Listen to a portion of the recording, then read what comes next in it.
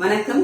வாங்க அக்ஷய வீட்டு சமையல டுடேஸ் லஞ்ச் பாக்ஸ் ரெசிபியில போட்டு கொத்தமல்லி சாதமும் மஷ்ரூம் பெப்பர் ஃப்ரையும் தான் பார்க்க போறோம்.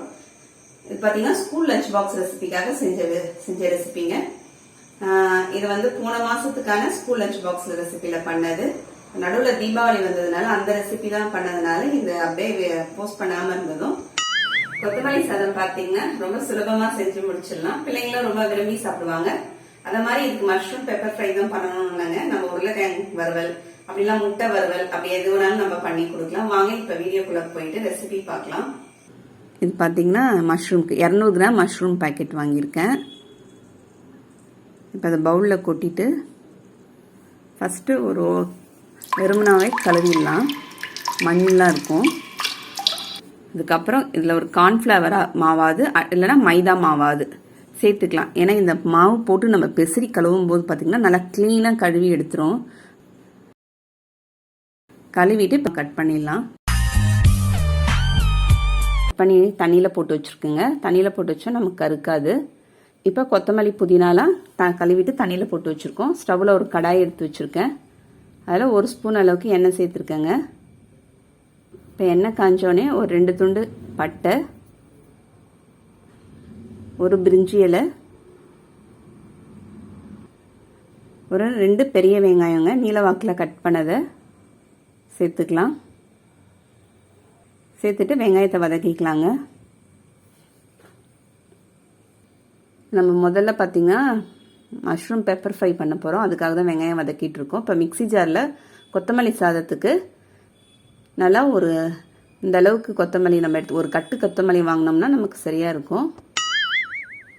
அதில் கொஞ்சமாக கொத்தமல்லி தழை நான் வச்சுட்டு மீதி இந்த அளவுக்கு எடுத்திருக்கேன். ஒரு கட்டில் ஒரு 3/4 கட்டு எடுத்துக்கிட்டோம்னா நமக்கு சரியாக இருக்கும். 15லேருந்து ஒரு 20 அளவுக்கு புதினா தழை நம்ம எடுத்துக்கலாம். கொத்தமல்லி சாதத்துக்கு கொத்தமல்லி அதிகமாக இருக்கும். அப்படியே நடுவில் நம்ம வெங்காயத்தையும் வதக்கிக்கலாங்க. காரத்துக்கு நம்ம 2 பச்சை மிளகாய் சேர்த்துக்கிறேன். ஒரு துண்டு இஞ்சி கட் பண்ணி போட்டுக்கலாம். ஒரு 7 பல் பூண்டு சேர்த்துக்கலாங்க. எலுமிச்சை பழத்தை கட் பண்ணிவிட்டு ஒரு 1/4 மூடி அளவுக்கு எலுமிச்சை பழம் சேர்த்துக்கலாம். சாறு பிழிஞ்சு அதில் விட்டோம்னா நமக்கு அந்த கலர் வந்து புதினாவோட கொத்தமல்லியோடைய கலர் வந்து மாறாமல் இருக்கும். நமக்கு அந்த ஒரு புளிப்பு டேஸ்ட்டும் கிடைக்கும். இப்போ வெங்காயம் இந்த அளவுக்கு நமக்கு வதங்கினோடனே ஒரு டேபிள் ஸ்பூன் அளவுக்கு இஞ்சி பூண்டு விழுது சேர்த்துக்கலாம். இஞ்சி பூண்டு விழுது சேர்த்து இஞ்சி பூண்டு விழுதோடைய பச்சை வாசனை போகிற அளவுக்கு நம்ம வதக்கிக்கலாம். இப்போ இது சின்ன ஸ்பூனாக 1 ஸ்பூன் பார்த்தீங்கன்னா சர்க்கரை சேர்த்துக்கலாம். சர்க்கரை எதுக்கு சேர்க்குறோம்னா நமக்கு அந்த கலர் வந்து மெயின்டைன் ஆகிறதுக்கு தான் நமக்கு சர்க்கரையும் சேர்த்துக்கிறோம்.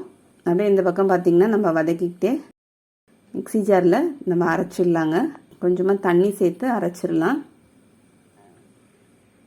இப்போ நம்ம நல்லா மைய பேஸ்ட்டாக அரைச்சி எடுத்துன்னு வந்துட்டோம். நல்லா பச்சை பச்சைன்னு இருக்கு பாருங்கள். இப்போ இஞ்சி பூண்டு விழுத பச்சை வாசனை போகிற அளவுக்கு வதங்கினதுக்கப்புறம் நம்ம மஷ்ரூமை தண்ணியிலேருந்து எடுத்து நல்லா பிழிஞ்சிட்டு சேர்த்துக்கலாம். ஒரு 1/4 ஸ்பூன் அளவுக்கு மஞ்சத்தூள் சேர்த்துக்கலாம். 2 ஸ்பூன் அளவுக்கு தனியாத்தூள் சேர்த்துக்கலாங்க. 3/4 ஸ்பூன் வெறுமிளகாத்தூள், இது நான் வீட்டில் அரைச்ச வெறுமிளகாத்தூள் தனியாத்தூள். 3/4 ஸ்பூன் அளவுக்கு கரம் மசாலா தூள், ஒரு 3/4 ஸ்பூன் உப்பு சேர்த்துக்கலாம். நம்ம டேஸ்ட்டுக்கு தகுந்த உப்பு சேர்த்துக்கலாம் கூட்டி குறைச்சி. தூள்லாம் சேர்த்துட்டு கொஞ்சம் நல்லா வதக்கி விட்டுடலாம். இப்போ தட்டு போட்டு மூடி விட்டுடலாங்க. மஷ்ரூம்லேருந்தே நமக்கு தண்ணி கொஞ்சம் விடும். அதனால் தட்டு போட்டு மூடிட்டு ஒரு 3-4 நிமிஷத்தில் நம்ம திரும்பி திறந்து ஒரு கலந்து விட்டுடலாம். அப்படி தண்ணி இல்லாமல் இருந்துச்சுன்னா கொஞ்சமாக தண்ணி 1/4 கிளாஸ் அளவுக்கு சேர்த்துக்குங்க. திரும்பி கலந்து விட்டுட்டு திரும்பி மூடிடுறேன். நான் இந்த பக்கம் பர்னரில் மாற்றி வச்சிடுறேங்க. ஏன்னா இந்த பக்கம் நம்ம வந்து கொத்தமல்லி சாதம் தாளிக்க போகிறோம். இப்போ ஸ்டவ்வில் ஒரு கடாய் எடுத்து வச்சிடலாம். ஒரு 2 டேபிள் ஸ்பூன் அளவுக்கு எண்ணெய் சேர்த்துக்கலாங்க. ஒரு 1.5லேருந்து ஒரு 2 டேபிள் ஸ்பூன் சரியாக இருக்கும். இப்போ எண்ணெய் காஞ்சோடனே ஒரு 1/2 ஸ்பூன் கடுகு சேர்த்துக்கலாம். ஒரு டேபிள் ஸ்பூன் உளுத்தம்பருப்பு சேர்த்துக்கலாம். நான் சின்ன ஸ்பூனில் போட்டதுனால 2 தடவையாக சேர்த்துக்கிறேன். உளுத்தம்பருப்பும் கடலைப்பருப்பும் நீங்கள் ஒரு டேபிள் ஸ்பூன் கணக்கு வச்சுக்கிங்க. 1 டேபிள் ஸ்பூன் உளுத்தம்பருப்பு 1 டேபிள் ஸ்பூன் கடலைப்பருப்பு சேர்த்து வதக்கிட்டு 2 துண்டு சின்ன சைஸ் துண்டு பட்டை, ஒரு பிரிஞ்சி இலை, ஒரு 4 கிராம்பு, ஒரு ஸ்டார் பூ, ஒரு காஞ்ச மிளகாய். இப்போ நான் முந்திரி சேர்த்துக்கிறேங்க. நம்மளோட விருப்பம் தான், முந்திரியும் சேர்த்துக்கலாம், இல்லைனா வேர்க்கடலை கூட சேர்த்துக்கலாம். சேர்க்காமையும் எதுவுமே சேர்க்காமையும் செய்யலாம். சேர்த்தா குழந்தைங்களுக்கு லஞ்ச் பாக்ஸில் கொடுக்கும்போது நல்லா விரும்பி சாப்பிடுவாங்க. இப்போ பருப்புலாம் லேசாக செவற வரைக்கும் நம்ம நல்லா வறுத்துடலாம். லோ ஃப்ளேமில் வச்சு வறுத்துக்கலாங்க. இப்போ ஒரு வெங்காயத்தை பொடிசாக கட் பண்ணி எடுத்து வச்சுருக்கேன், அதை சேர்த்துடலாம். வெங்காயம் சேர்த்துட்டு வதக்கி விட்டுருலாங்க. வெங்காயம் பார்த்திங்கன்னா லைட் பிங்க் கலருக்கு வர அளவுக்கு வதக்கினா சரியாக இருக்கும். ஒரு மீடியம் சைஸ் கேரட்டை சேர்த்துக்கலாங்க கட் பண்ணிவிட்டு. இதில் காய் பார்த்திங்கன்னா நம்மளோட விருப்பம், காய் சேர்த்தும் பண்ணலாம், காய் சேர்க்காமையும் பண்ணலாம். கொஞ்சமாக என்கிட்ட பன்னீர் இருந்ததுனால நான் பன்னீரும் சேர்த்துக்கிறேன்.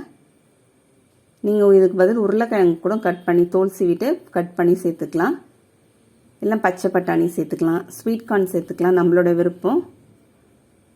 இப்போ நம்ம அரைச்சி வச்சுருக்க விழுது சேர்த்துடலாங்க, கொத்தமல்லி விழுதை.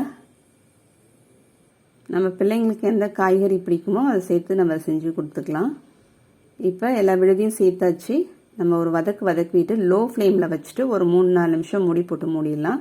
இப்போ நடுவில் பார்த்தீங்கன்னா நான் மஷ்ரூம் எடுத்து கலந்து விட்டுடுறேன். இதில் பார்த்தீங்கன்னா இப்போ 1 ஸ்பூன் அளவுக்கு நீங்கள் மிளகுத்தூள் சேர்த்துக்குங்க.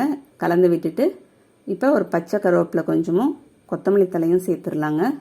சேர்த்துட்டு ஒரு கலந்து விட்டுருங்க. நெய் விடுறது பார்த்தீங்கன்னா ஆப்ஷன் தான். கொஞ்சம் நெய் சேர்த்தா வாசனையாக இருக்கும். குழந்தைங்களுக்கு கொடுக்க போகிறோம் லஞ்ச் பாக்ஸ், ஸ்கூல் லஞ்ச் பாக்ஸுன்றதுனால கொஞ்சமாக நான் நெய் சேர்த்துக்கிறேன். உங்களுக்கு நெய் வேணான்னா ஸ்கிப் பண்ணிடுங்க. இப்போ ஒரு 3-4 நிமிஷம் ஆயிடுச்சுங்க. இதையும் ஓப்பன் பண்ணிவிட்டு நான் கலந்து விட்டுட்டேன். நமக்கு பச்சை வாசனை போகிற வரைக்கும் நம்ம அரைச்சி விட்ட மசாலாவுடைய பச்சை வாசனை போகிற அளவுக்கு நம்ம வதக்கிக்கலாம். வதக்கிட்டு இதுலேயும் இந்த ஸ்பூனால் ஒரு 2 ஸ்பூன் அளவுக்கு நெய் சேர்த்துக்குங்க. சேர்த்துட்டு ஒரு வதக்கி விட்டுருங்க.